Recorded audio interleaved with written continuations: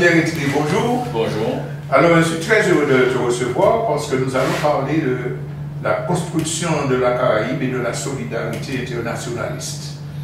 Oui, bien sûr, c'est des sujets intéressants parce que je dirais même que l'un ne va pas sans l'autre parce que la Caraïbe, la lutte aujourd'hui au niveau de la Caraïbe, c'est bien lutte pour l'intégration caribéenne. Et cette intégration caribéenne s'inscrit nécessairement dans la solidarité. Alors pourquoi j'ai proposé que J.K. t'invite? Tu es responsable du PKLS, Parti communiste pour l'indépendance et le socialisme, qui est un mouvement indépendantiste, mais qui a cette particularité d'être internationaliste. Donc ce n'est pas le nationalisme et toi. Et personnellement, tu es impliqué dans beaucoup d'institutions de collaboration, d'intégration régionale. Et c'est de cela que j'aimerais que tu nous parles avec ton expérience. Oui, alors effectivement, le PKLS s'inscrit dans une ligne qui est essentiellement révolutionnaire dans le cadre de l'idéologie marxiste et effectivement en tant que patriote martiniquais dans notre environnement caribéen. Ça, c'est les principes d'action du PKLS.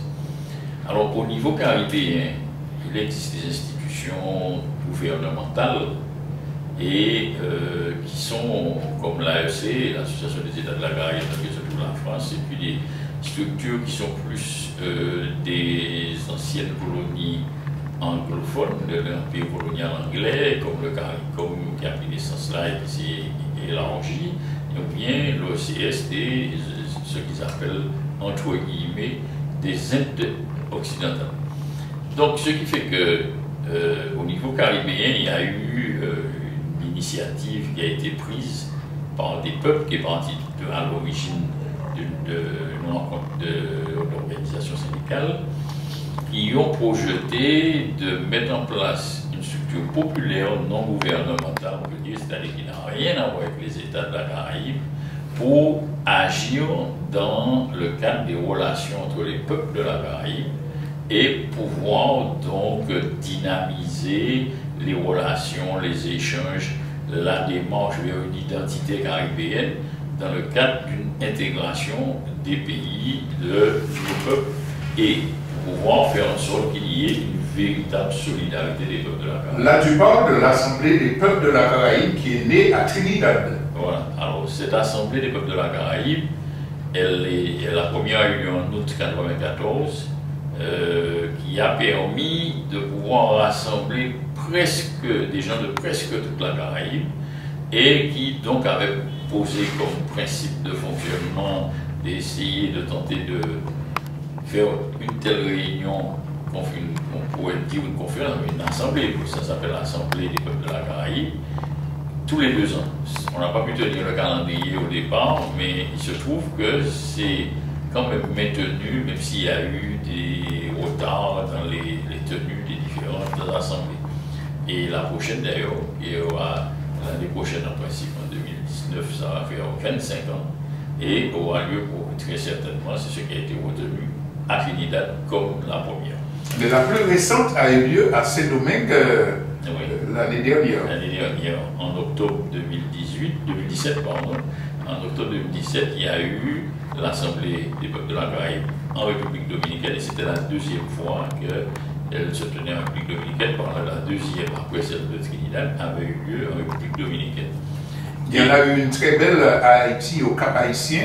Oui, alors Haïti c'était la 3e, qui a eu lieu au Cap Haïtien, où il y a eu une véritable participation populaire, au point de vue numérique, mais aussi au point de vue contenu, c'est-à-dire la participation de différentes catégories de travailleurs de différents secteurs de l'économie et aussi au niveau culturel. Voilà. Il y a eu beaucoup de participation de différents groupes, de différentes organisations, tant sur le plan du spectacle, mais aussi sur le plan de la contribution, de la réflexion sur l'aspect culturel en Haïti. Alors, si tu veux, ça nous permet de préciser qu'au sein de l'Assemblée des peuples de la Caraïbe se retrouvent des organisations culturelles, des organisations paysannes, des organisations de femmes, mais aussi des partis politiques populaire, c'est-à-dire que pas d'État, pas de gouvernement, d'institutions internationales officielles, mais tous ceux qui constituent la vie des peuples, sans exclusif. Ça veut dire qu'il n'y a pas de tri suivant le cheminement de tel ou tel. C'est-à-dire qu'on trouve des sensibilités assez différentes au sein du mouvement populaire. Oui, donc étant donné que c'est une structure qui rayonne sur toute la Caraïbe, on trouve des spécificités des différentes, je dirais, régions ou des différentes composantes à langue qui est parlée. Et c'est d'ailleurs pour ça que tout ce qu'on fait au niveau de l'Assemblée des peuples de la Caraïbe, c'est en anglais, en espagnol, en français, en créole et en hollandais. Maintenant, on leur place aussi l'expression de différentes communautés, de différents peuples dans des langues qu'ils ont. Mais ce qui est surtout notable, c'est qu'au sein de l'Assemblée des peuples de la Caraïbe, il n'y a aucune autre institution internationale.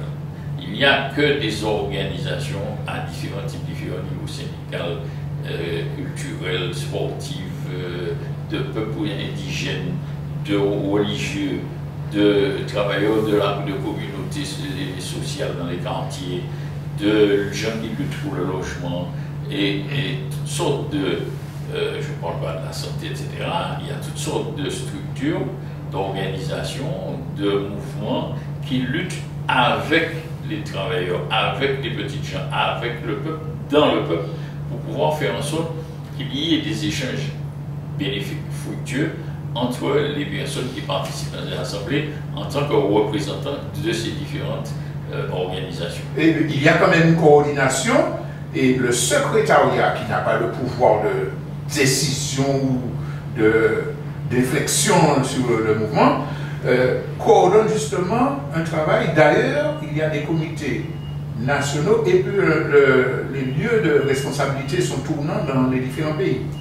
Oui, alors après la première expérience en Trinidad en 1994, il a été considéré que la particularité qu'on voulait développer au sein de cette Assemblée des peuples de la Caraïbe, c'est qu'il y ait vraiment une participation la plus large possible. Et donc, il n'a pas été désigné un responsable ou un secrétariat définitif qui va assumer tout.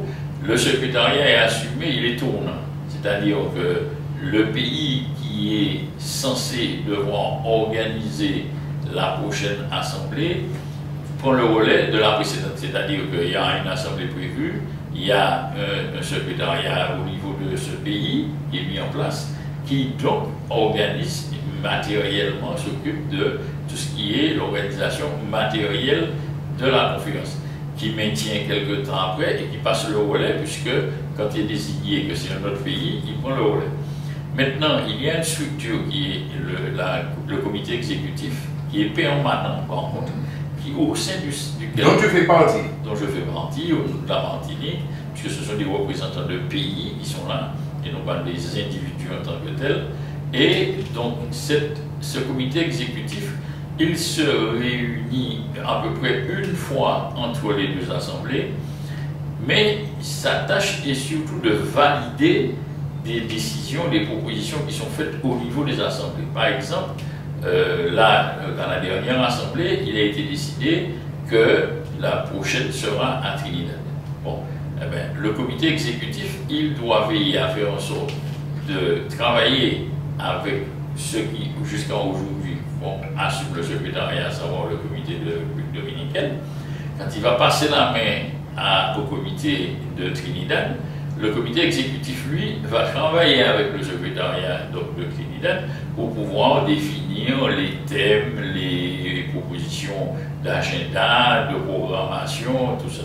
Ce qui est donc validé à ce niveau-là, et le pays, le comité qui est dans le pays organisé, va s'occuper de l'organisation matérielle. Alors, chaque fois qu'il y a une assemblée, il y a un thème central préparé dans les différents pays et autour duquel on va discuter. Par exemple, le dernier, c'était... Faisons face à la situation actuelle pour le bien-être de nos peuples. J'ai résumé. Voilà, résumé. Mais il y a appel à production de contributions, de textes, etc., discussions dans les pays. Et c'est surtout un travail d'échange et de synthèse qui est fait à l'occasion des assemblées. C'est ça. C'est-à-dire qu'il y a un thème principal et puis il y a des sous-thèmes qui touchent aussi bien à la situation des travailleurs de manière générale, mais avec des spécificités parfois, ou bien par exemple au thème des migrants, les migrations. Oui, ça a été un sous-thème là, avec le racisme. Voilà, par exemple, le colonialisme, la présence colonialiste dans la région, dans la Caraïbe, ou bien la présence militaire, ou bien le problème des femmes et le problème des jeunes, qui sont traités en général depuis quelques assemblées. On a le problème des femmes et des jeunes, on le fait traiter de manière transversale. Ce n'est pas structuré pour que ce soit un thème en tant que tel, c'est qu'il y a une réunion sur les problèmes concernant les femmes, mais qui touchent les différents domaines. C'est-à-dire, si j'ai bien compris, tous les participants discutent des problèmes relatifs aux femmes, aux jeunes, ce qui n'empêche pas qu'il y ait des rassemblements spécifiques entre jeunes ou entre femmes pour discuter des problématiques. Voilà, c'est bien sûr ce que j'allais dire, c'est-à-dire que les femmes, par exemple, pour les jeunes, ils se réunissent, ils peuvent se réunir 1, 2, 3 fois pendant la tenue de l'Assemblée, ils regardent, ils mettent le doigt sur les problèmes concernant les femmes dans tel domaine, et aussi ils ramènent au sein de l'Assemblée leurs discussions et leurs propositions, qui sont alors intégrées, ce qu'ils proposent concernant, je parlais des migrations, mais des migrants, ce qu'ils proposent est intégré dans le travail qui est fait sur le problème des migrants, qui est intégré dans le problème qui est fait sur le travail contre le colonialisme, ou bien qui est fait sur le problème de libre circulation des Caribéens dans différents pays de la Caraïbe. C'est-à-dire qu'on prend en compte ce qu'ils apportent et qu'on intègre de manière particulière dans le thème qui est traité sur ce sujet. Alors, ce qui se passe, c'est que les différents thèmes ou sous-thèmes, quand ils ont été décidés, tout cela est communiqué dans les différents pays, et dans les différents pays, ils peuvent discuter, présenter des contributions pour enrichir le débat, l'analyse qui est faite au niveau de l'Assemblée. Alors, ce qui est intéressant, c'est que dans beaucoup de rencontres internationales, on discute, et puis après on retourne chez soi, rien ne change, tandis que là, l'Assemblée des peuples de la Caraïbe instaure des réseaux, il y a des dynamiques de collaboration qui sont faites entre, par exemple, les paysans des différents pays, et de plus en plus, il y a une tendance à construire un pôle d'information, notamment à travers un site. Est-ce que tu peux nous parler des après-assemblées? Alors, bon, puisqu'on parle beaucoup de l'ère du numérique, ça fait déjà 3 assemblées. Avant, on avait décidé de créer un site qui aurait permis aux gens d'aller. Il a été créé, mais il n'a pas été entretenu, maintenu, ce qui fait que petit à petit, il a dégénéré. Par contre, là, à propos de la dernière assemblée qu'on a eue, avant l'assemblée, on a eu le comité notamment de Saint-Domingue qui s'occupait de ça, ont mis en place un site sur lequel donc, les gens pouvaient aller chercher des informations sur la tenue de l'assemblée. En parallèle à cela, étaient mis sur le site des informations concernant les différents pays de la Caraïbe, et ensuite, on a mis les décisions qui sont prises par l'Assemblée et aussi les projets d'action de l'Assemblée. Parce que on a de nouveau insisté sur le fait qu'il serait important. On l'a déjà fait, mais ce n'est pas de manière suffisante ou systématique. Par exemple, entre deux assemblées, d'essayer dans un pays de faire une rencontre de jeunes, de faire une rencontre d'agriculteurs, de faire une rencontre par exemple, il y a eu une proposition qui avait été faite une fois, elle n'a pas tenu, de religieux. Donc ce qui fait que la nécessité qu'il y a aujourd'hui, c'est de maintenir des actions entre la tenue des assemblées. Par exemple, je vais prendre un exemple. Un exemple, bon, le résultat, il n'est pas automatique ni immédiat. lors de l'Assemblée, la dernière Assemblée qui a eu lieu à la République dominicaine, nous avons constaté que la délégation de la Martinique, que dans l'avenue qui mène à l'aéroport de Las Américas à Santo Domingo, il y a différents poteaux sur lesquels se trouvent des drapeaux avec le nom du pays. Or, ce qui se passe, c'est que, en ce qui concerne la Martinique, le drapeau qui figure est le drapeau des 4 serpents. Donc, nous avons posé le problème à l'Assemblée des peuples de la Caraïbe, laquelle Assemblée a pris une caution et a décidé d'envoyer une lettre au président de la République dominicaine, qui a été envoyée au président de la République dominicaine. On n'a pas reçu de réponse, bon, il faut le préciser, mais dénonçant cela et exigeant que ce drapeau soit ôté, que c'était une insulte pour nous et pour eux, la République dominicaine qui a subi le colonialisme, etc. Et donc, voilà par exemple un exemple d'action. Il y a une autre prise de position qui est après la dernière assemblée, c'est-à-dire qui est récente, qui a été prise suite aux déclarations de Trump. Suite aux déclarations de Trump, il y a eu l'APC a dénoncé, puisqu'il était concerné les pays de la Caraïbe, a dénoncé ce discours de Trump. Et il faut comprendre que, par exemple, auparavant, il y a eu des situations, par exemple, dont on a parlé beaucoup, même ici aussi, sur la situation des Haïtiens en République dominicaine. Bon, eh bien, l'Assemblée des peuples de la Caraïbe a eu l'occasion de prendre position, de dénoncer, de condamner la position du gouvernement. Mais si tu permets, je me rappelle même, avant cette Assemblée, il y avait les événements en Guyane, et l'APC a fait un gros travail d'information au niveau international à partir d'une déclaration de soutien au peuple guyanais. Voilà, alors c'est pareil, et là, c'est comme on parlait tout à l'heure, cette déclaration qui a été faite l'année dernière, lors des événements de Guyane, a été diffusée en différentes langues, en anglais, en espagnol, en français, en créole, etc., comme de soutien au peuple guyanais. Donc ça, ce sont des actions qui sont, disons, entre la tenue des assemblées. Les assemblées elles-mêmes sont un moment de rencontre de gens de différents domaines d'activité. Très convivial et très fraternel, puisqu'avec les aspects culturels, les aspects festifs. C'est ça, on retrouve la Caraïbe. C'est-à-dire qu'en fait, nous contribuons à forger de manière à consolider l'identité caribéenne. Et je disais donc tout à l'heure que c'est aussi une occasion, un moyen de développer la solidarité caribéenne. Alors, pour finir avec ce chapitre ACP, Assemblée des peuples APC, oui, je dis ça parce que le site c'est acpcaribé.com. Pourquoi? Parce que c'est écrit en anglais. C'est pour ça. Assembly Caribbean People. C'est pour ça que c'est parce que c'est en anglais. Et donc, je disais que, pour terminer sur cet aspect-là, toutes les organisations lutte contre, sur le plan écologique, etc., qui souhaitent participer à cette construction de l'unité populaire, bah, s'ils veulent rejoindre l'ACP et participer aux travaux de l'APC, est-ce qu'il y a des contacts? Comment s'y prendre?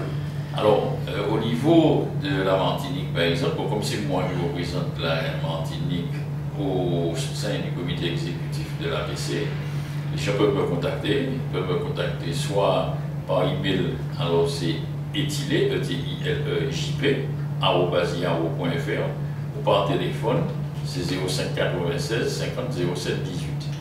Et ce que je voulais dire, c'est que il est intéressant de savoir aussi, parce que je n'ai pas parlé de la participation de la Martinique au sein des assemblées de l'APC, la Martinique a toujours été présente dans toutes les APC, avec des délégations importantes.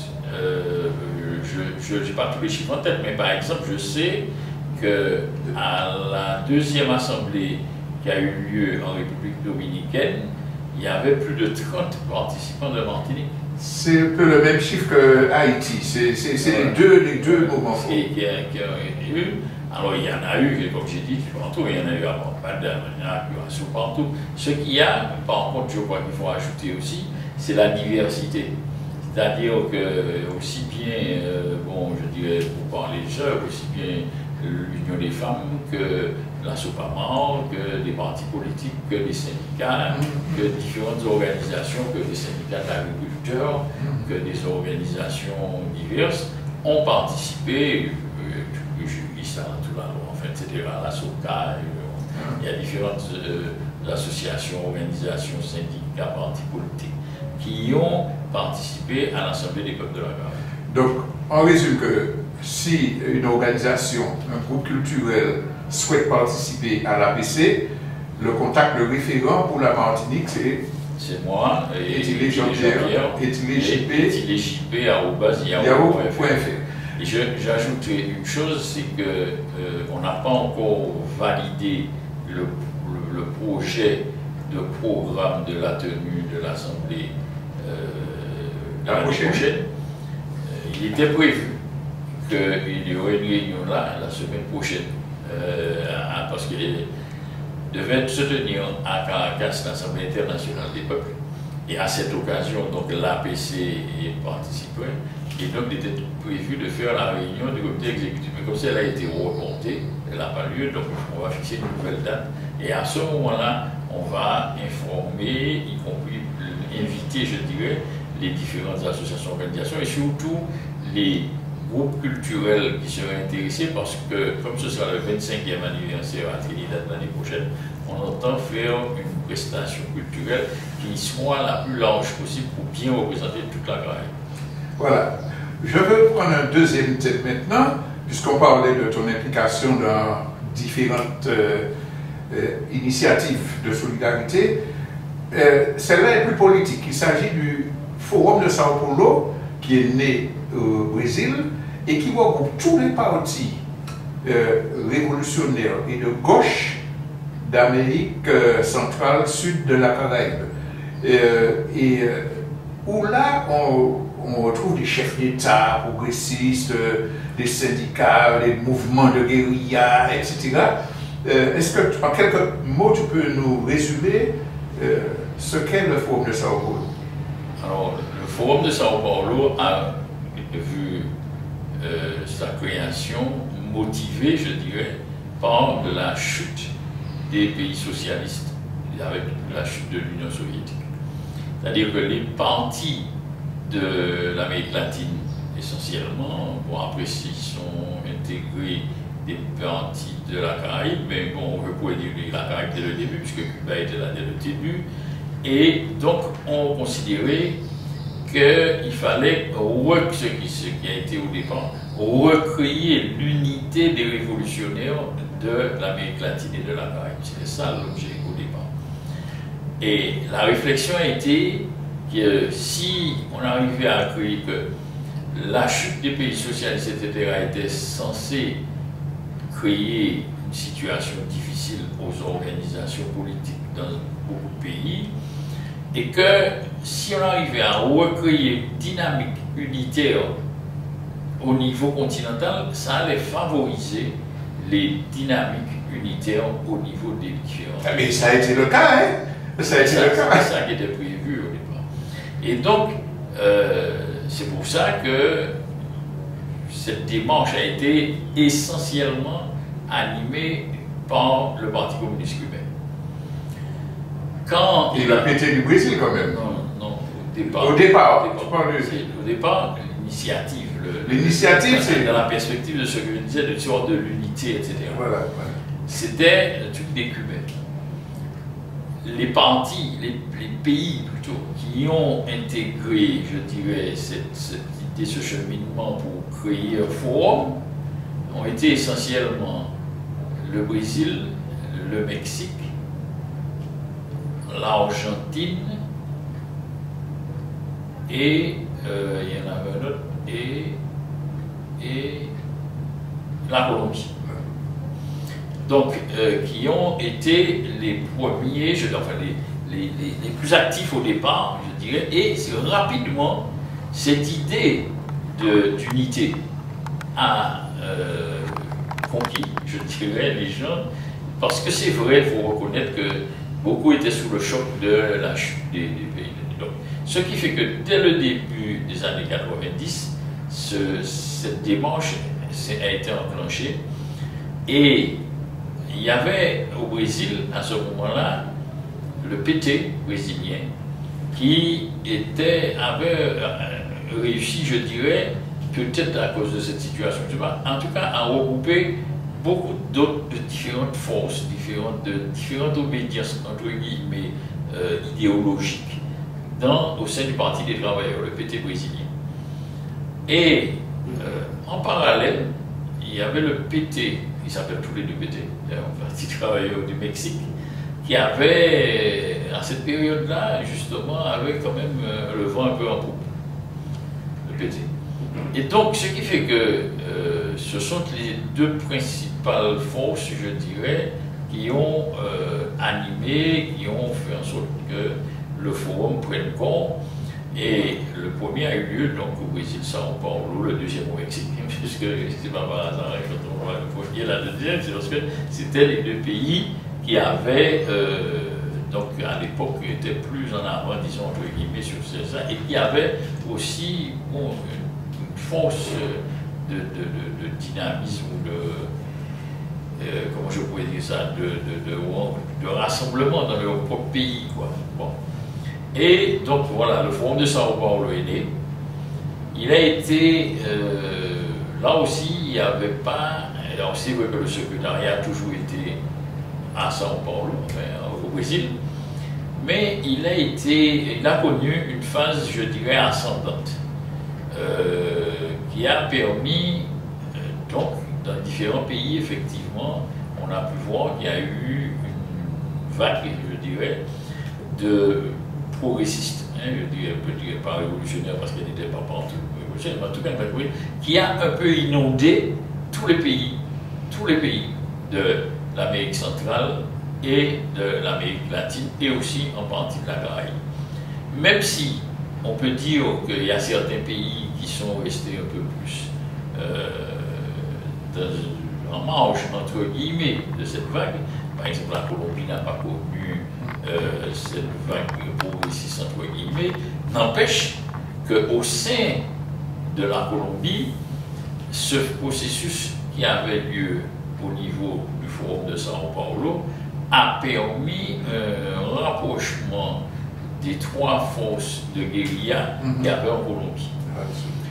Et donc, un autre pays où il n'y a pas eu cette vague, c'est le Pérou, et où, effectivement, c'était une difficulté dans les discussions qui ressortaient au niveau du Pérou, qui était liée à différents processus, différents phénomènes propres au Pérou. Mais hormis la Colombie et le Pérou, en ce qui concerne l'Amérique du Sud, tous les autres pays ont été impactés, je dirais, par le Forum de Sao Paulo. En Amérique centrale, c'était moins important. C'était le Salvador et le Nicaragua. Oui, c'était moins important, je veux dire, dans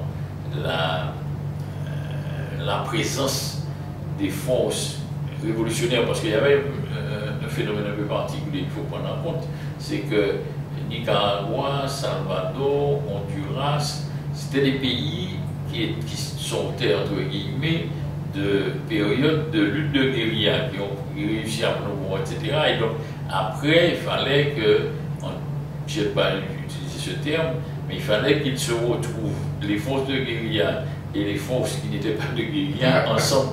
Et donc, c'est pas évident. Voilà. C'est pas évident. Alors, il y a cet aspect qui fait que, et la différence, ça n'a pas eu lieu non plus au Mexique. Mais au Mexique, c'est parce qu'il y a un facteur historique qui est le PRI, le Parti révolutionnaire institutionnel du Mexique, qui depuis un siècle était au pouvoir, c'était en pouvoir à cette époque.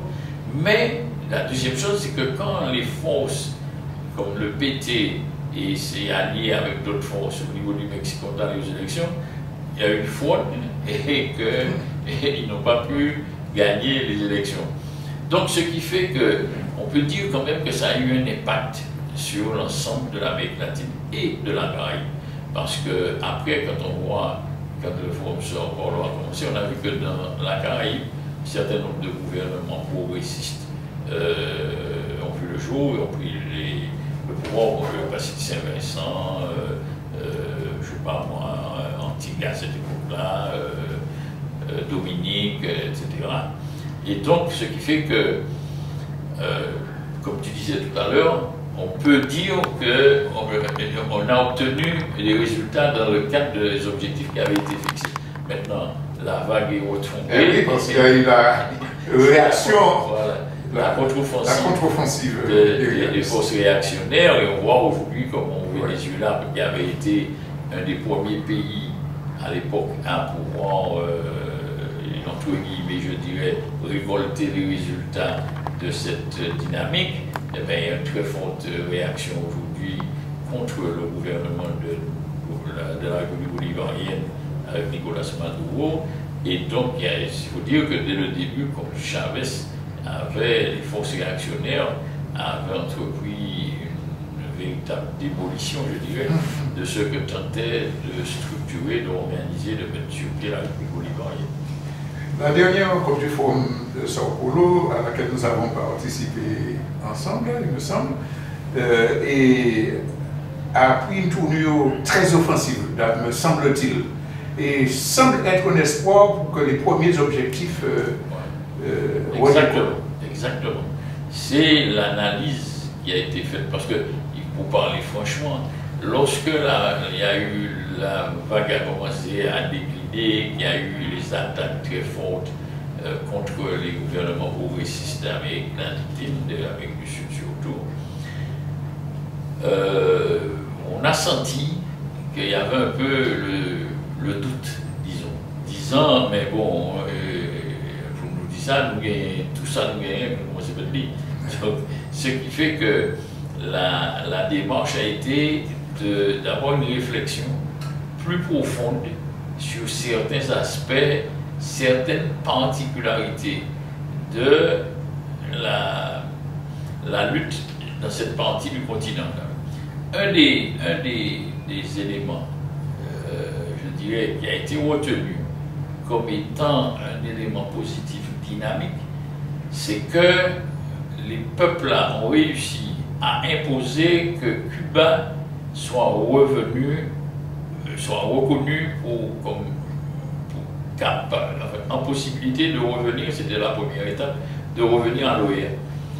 Et que l'Organisation des États d'Amérique, jusqu'alors, était contrôlée sans partage par les Américains. Et justement, c'était en même temps, parallèle à cela, c'est pour ça qu'il dit ça, c'était le truc que les États-Unis ont été isolés. Oui, ils ont été isolés au sein de l'OEA, et donc certains même chefs d'État d'Amérique du Sud avaient dit, si Cuba n'est pas là, on ne vient pas. Et donc, ça a été l'élément positif qui a permis de dire, mais quand même s'il y a des difficultés au niveau de certains pays, compte tenu des forces réactionnaires, etc., avec le soutien des USA, mais quand même, globalement, le rapport des forces n'est pas inversé totalement, parce que les peuples et les gouvernements sont. Et une des choses aussi qui a permis de pouvoir, je dirais, ouvrir une nouvelle porte, c'est que même dans certains pays, je prends le cas du Nicaragua, qui avait connu des difficultés et qu'il y a eu un changement au niveau du pouvoir, les forces sandinistes ont repris le pouvoir. Donc ce qui fait que ça montre que ce n'est pas un truc linéaire et qu'il faut continuer à se battre. Et si tu permets, c'est au Nicaragua qu'il y a eu la dernière session du Forum Sao Paulo, qui fêtait l'anniversaire de la révolution. Tu as vu comme moi-même, c'était, on ne s'en s'est jamais vu, une marée humaine de toute la ville, et puis le peuple des gens venant de tous les quartiers, qui montre quand même que les forces progressistes et révolutionnaires n'ont pas disparu. C'est ça. Et non seulement qu'elles n'ont pas disparu, mais je crois que en tant que sur le plan de l'analyse politique, de la compréhension politique, de comprendre que ça vrai, des lèvres on peut biter, c'est-à-dire qu'on peut avoir des obstacles, des trucs. On peut même connaître un jour une défaite quelconque, mais que si le processus il est profond dans le pays et que ça répond aux aspirations des masses, on peut regagner. Et ça, aujourd'hui, c'est un peu ce que doivent mûrir, entre guillemets, je dirais, certains partie certaines organisations dans certains pays d'Amérique latine où il y a eu un recul. Et qu'il ne faudra pas s'étonner qu'il y ait de nouveau une dynamique, un progrès et peut-être la reconquête dans certains pays du pouvoir. Alors, on avait parlé tout à l'heure de l'Assemblée des peuples de la Caraïbe, où tous les mouvements populaires peuvent facilement adhérer. Mais là, en ce qui concerne le forum de Sao Paulo, il y a un système de parrainage parce qu'il faut que ce soit des partis qui reconnaissent la ligne globale anti-impérialiste et c'est un peu sur cooptation qu'on est accepté dans ce forum. Oui, alors au début, il y a eu le forum, les deux premiers forums, c'était des organisations qui étaient là dès le début. Et après, le deuxième forum, il a été décidé que quand une organisation d'un pays, pourquoi? Parce qu'il y avait des débats internes, il faut expliquer pour qu'on comprenne bien, il y avait des débats internes au forum de Sao Paulo, il y avait dans certains pays, il y avait déjà des organisations qui étaient membres du forum et qui n'étaient pas nécessairement d'accord sur certains aspects, sur certains problèmes. Et donc, ça s'est vu au deuxième forum. Et donc, à ce moment-là, ce qui a été décidé, c'est que pour qu'une organisation adhère au forum, il faut qu'il y ait des organisations du pays, pas des autres pays, du pays, qui donnent leur rapport.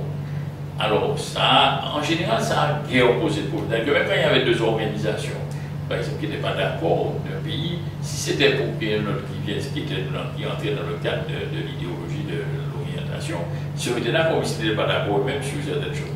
Ça, il y a eu quelques cas par contre où ça a posé problème parce que, mais c'est surtout des pays où il y a beaucoup d'organisations qui étaient déjà membres et qu'il y avait beaucoup d'organisations qui demandaient à être membres. Oui. Donc là, ça faisait problème parce que. C'est pas d'exemple, mais on voit de qui on parle. Voilà, donc ça faisait des frictions et finalement, parfois, il n'y avait ni oui ni non.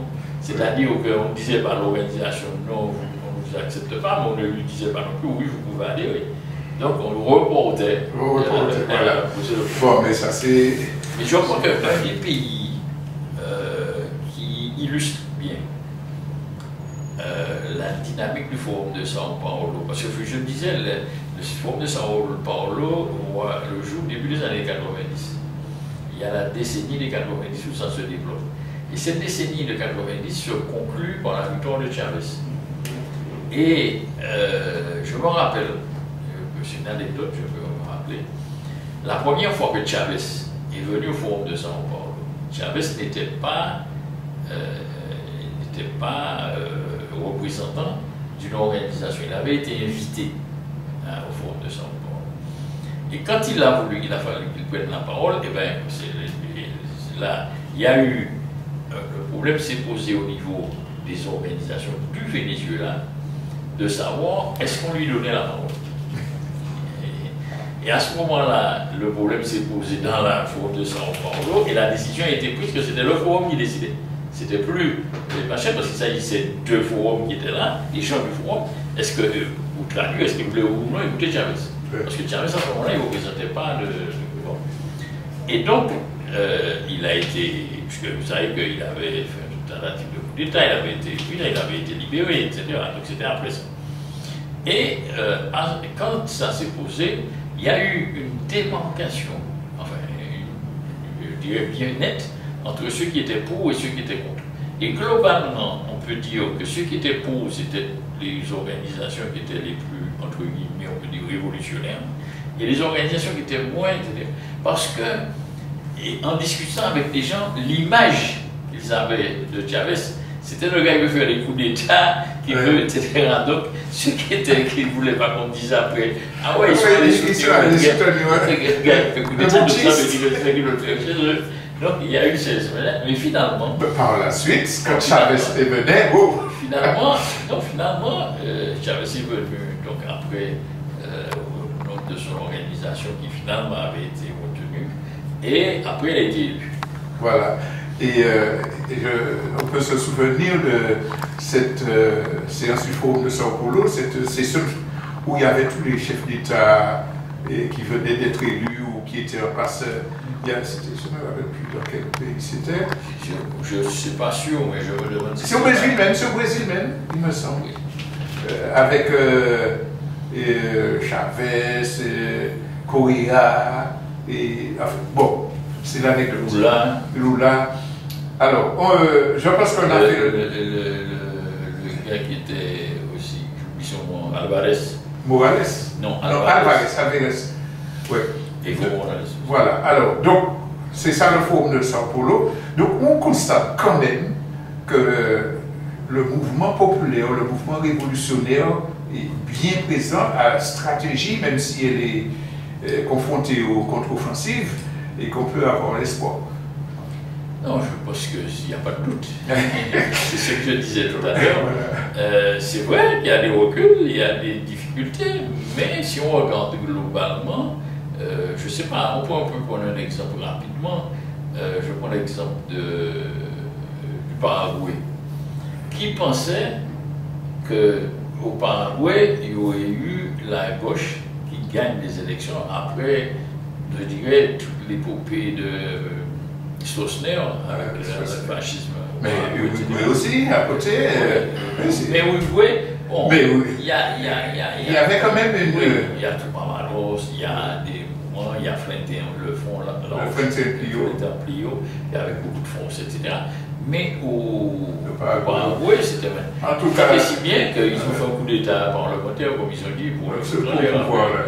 On va reparler de ces jours de ces tactiques de coup d'État parlementaire. Je veux terminer cette rencontre avec toi avec une autre initiative qui concerne l'animation du comité martiniquais de solidarité avec le peuple cubain. Donc qui est né, ça fait bien longtemps et qui a un certain nombre d'activités dont tu vas nous parler maintenant. Oui, voilà. La raison de l'existence du comité martiniquais de solidarité avec le peuple cubain, elle est liée à la situation difficile dans laquelle Cuba s'est trouvé après la chute du camp socialiste. Parce qu'il existait. Une période spéciale. Voilà, il existait déjà l'association Martinique-Cuba, à laquelle j'ai participé dès le début. Je peux dire que j'ai même contribué à sa naissance. Bon. Et ce qui s'est passé, c'est que quand il y a eu cette situation, les objectifs de l'association Martinique-Cuba, avant la période spéciale, c'était essentiellement apporter un soutien à la révolution cubaine, morale et politique si on veut, et puis deuxièmement, essayer de faire en sorte que les gens aillent à Cuba, c'est-à-dire faire connaître Cuba. Quand il y a eu cette situation économique désastreuse, je dirais, après la chute de l'Union soviétique et des pays de l'Europe de l'Est, on s'est trouvé dans une situation où il fallait une structure qui ait essentiellement comme objectif d'apporter une solidarité matérielle. Non plus toujours avec bien sûr le soutien politique, mais dans l'action, une solidarité. Donc c'est pour ça que ce comité a vu le jour. En 90. En 90. Donc ce qui fait que tout de suite, dès la chute du camp socialiste, que Cuba était dans cette situation, donc tout de suite il a fallu répondre. Et ce qu'il y a, c'était qu'en même temps, d'apporter, je dirais, la solidarité matérielle à Cuba, c'est-à-dire dans les différents domaines d'aliments, de médicaments, de pièces de voiture, de médicaments, d'huile, de lait, de tout ce qu'on veut, quoi. Des batteries, des pneus, tout ce qu'on peut faire. Et en même temps, il faut dire que les Cubains n'avaient pas l'argent pour, par exemple, pouvoir gagner, investir de l'argent, par exemple. Je vais prendre un exemple concret. Il y a, à cette époque-là, les orchestres cubains, par exemple, se sont retrouvés à Cuba parce que Cuba n'était pas capable d'organiser la sortie des orchestres ailleurs parce qu'il faut payer. Il faut payer le billet, il faut payer l'hôtel, même s'ils vont récupérer de l'argent après, mais il faut avoir l'argent pour le payer. Donc, Cuba aime ça. Donc, à cette période-là, nous avons en accord et en compréhension avec les Cubains et avec des orchestres, de faire venir à cette période-là, si les gens se rappellent, il y avait plein d'orchestres cubains qui venaient à Martinique, il y en a qui restaient 2 mois même parfois à Martinique. Parce que nous, on les faisait venir, on voyait avec des gens ici, qui sont les organisateurs de spectacle, peu importe, donc faire venir les Cubains, nous nous engagions auprès de ceux qui vont payer après ou que le gars qui va les faire venir, parce que des fois le gars c'était lui-même, il n'était pas encore impliqué totalement, enfin bref. C'était par exemple ça, c'était un moyen. Ensuite, parce que l'argent va aller à l'État cubain. Hein, et l'État cubain qui donnait une partie aux musiciens. Donc, c'est un exemple concret d'aide matérielle, sous une autre forme que d'envoyer des cahiers, des crayons, des lait, etc. Et donc, et puis le deuxième aspect, c'était aussi de faire en sorte que, utiliser au mieux, je dirais à l'époque, des personnalités cubaines qui pouvaient soit donner des conférences sur des sujets, faire des trucs, etc. Voilà, et on n'avait pas d'argent non plus, donc c'était de leur permettre de, disons, pour simplifier, je dirais, sans exagérer, continuer à vivre normalement. Voilà. Et donc, ce qui fait que nous avons orienté notre action sur ça. Alors, sur beaucoup d'initiatives, nous avons travaillé jusqu'à maintenant avec l'association Martinique-Cuba, qui a toujours, c'est les objectifs qu'elle avait, mais sur certaines choses, donc on travaille ensemble, notamment dans le cadre de cette solidarité avec Cuba, on a, pendant la période spéciale, parce qu'avant la Martinique ne participait pas, il faut dire que, pour que les gens comprennent, depuis le début de la révolution cubaine, il y a eu des brigades de solidarité, des gens de différents pays qui allaient pour aider les Cubains, etc. Et puis, ça s'était un peu limité après à certains pays qui avaient de grosses délégations qui participaient. Lorsqu'il y a eu la période spéciale, a été mise sur pied une brigade qu'on a appelée Brigade latino-américaine et caribéenne de solidarité de travail volontaire avec le peuple cubain. Et donc, cette brigade-là, dès la première d'ailleurs, dans les discussions que nous avions avec l'organisme avec lequel nous travaillons à Cuba, qui s'appelle l'Institut cubain d'amitié avec les peuples, qui existe depuis le début de la Révolution. Et ce que nous avons fait, c'est que nous avons cherché à intéresser les gens à la fois à mieux comprendre la réalité cubaine dans le cadre de la période spéciale, mais en même temps d'apporter une solidarité. Donc, les brigades sont faites pour que les gens puissent venir à des cours intéressants, connaître la réalité cubaine et en même temps porter leur contribution à la vie cubaine, etc. Aménagement d'une école, participation. Alors, l'initiative que nous avons prise au niveau du comité, c'est que toutes les brigades qu'il y avait à Cuba, en fait, ils allaient notamment travailler dans deux secteurs. Le secteur de l'agriculture, c'est-à-dire aider, parce que bon, il n'y avait plus d'engins, il n'y avait plus de société, etc. Donc à l'époque, ça posait un problème. Mais deuxièmement, aussi, c'était dans le secteur du bâtiment. C'est-à-dire surtout aller nettoyer des chantiers, transporter, faire commande, transporter des briques, tout ce qu'on veut. Et nous, au comité Martinique de solidarité Cuba, nous avons décidé de porter une variante, je dirais. C'est que nous avons dit, on constatait qu'il y avait des lieux publics, mais surtout des structures sociales, comme des foyers de personnes âgées, des crèches, des jardins d'enfants, des écoles, des polycliniques, etc., qui étaient vraiment dans une situation difficile. Et donc, à ce moment-là, nous avons décidé de porter de la peinture. Et nous sommes devenus des peintres, c'est comme ça que nous appelons, c'est nous qui avons cette initiative-là, nous sommes devenus, nous appelons les peintres, et on a peint des quantités d'étapes, foyers polycliniques, cliniques dentaires, enfin, et j'en passe, principalement dans une ville, mais aussi dans tout autour. Nous avons eu l'occasion de, en même temps, il y avait certains d'entre nous quand même qui allaient dans les travaux d'agriculture avec les autres. Mais nous, on avait cette spécificité. Et donc, ce qui fait que, c'est pour ça que je disais que nous appelions des peintres quand ils parlaient de nous, les Martiniquais. Et ce qui a aussi été significatif, je crois, c'est que ça a permis à beaucoup de personnes de connaître la réalité cubaine, parce que durant ces brigades-là, il n'y a pas que le travail volontaire. Il y a des conférences sur la politique extérieure, des visites, sur la réalité de la santé, sur ceci. Il y a des contacts avec des organisations de femmes, de jeunes côté de la révolution, syndicats, etc. Il y a des, ou bien par exemple quand il y avait la situation concernant Eliane, l'enfant, voilà, donc avec les gens de la famille, tout ça, les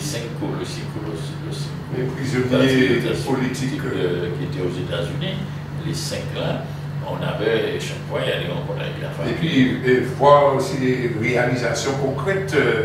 Oui, bien sûr, parce qu'en plus de ça, on va visiter des usines, des centres de travail agricoles, et on va aussi, il y a une partie tourisme.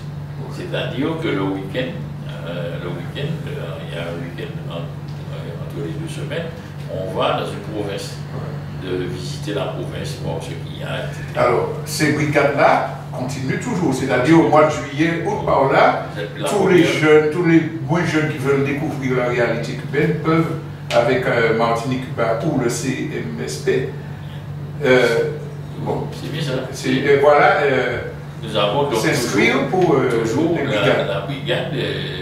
Moi, je vois que cette année, dans l'année dernière, puisque c'est au mois d'août, c'est la première qui est au mois d'août, je vois qu'il y a un jeune qui est revenu de Cuba enchanté. C'est-à-dire qu'il avait des idées qu'on lui donnait à Cuba, et puis il disait, lui, il n'avait pas la capacité de conceptualiser, de concevoir, de comprendre plein de choses qu'il entendait, qu'il disait, et donc il est allé, et il est revenu, il est complètement, avec sa tête complètement corrigée. En ce qui concerne. Eh bien, je crois que là, on va arriver à la conclusion, mais on retient quand même que la construction de la Caraïbe, de la solidarité, la lutte contre l'impérialisme, ne consiste pas simplement à faire des déclarations, à des communiqués, mais c'est écrit en tête, et qu'il y a des espaces dont on ne parle pas souvent dans les médias qui contribuent fortement à réaliser cet objectif. Alors, le mot de la fin. Je crois qu'effectivement, nous avons ici en Martinique une situation de colonisé. Nous avons une identité, mais nous avons notre place dans la Caraïbe. Et pour pouvoir aller de l'avant, non seulement nous devons mener la lutte ici dans notre pays, mais nous devons aussi contribuer à ce que la lutte progresse dans la Caraïbe et que les peuples de la Caraïbe se connaissent mieux pour qu'ils soient plus forts, plus solides pour aller de l'avant. Et ça ne peut se faire que dans le cadre d'une solidarité caribéenne. Et je crois qu'il faut faire une différence. Ce n'est pas péjoratif envers d'autres. Je crois qu'il faut faire une différence entre la lutte pour l'émancipation de notre peuple et des peuples de la Caraïbe, situer ça dans le cadre, effectivement, d'une solidarité caribéenne. Et quand je dis solidarité, comme je dis qu'il faut faire une différence, ce n'est pas de la charité. Ce n'est pas de ce que, lorsqu'il y a un cyclone, lorsqu'il y a de l'aide humanitaire, etc. Je crois qu'il faut une différence entre la solidarité qui est un échange, qui est commun, qui est mutuel, avec la charité qui est à un moment où on parle comme un donateur de quelque chose à l'autre qui n'en a pas. Non, je crois que c'est en permanence qu'il faut développer des liens de solidarité et que c'est ça qui va permettre au peuple de la Caraïbe de se connaître et d'être plus fort. Je te remercie grandement, Jean-Pierre, d'avoir participé à ce moment sur JCamp TV. Ok, merci.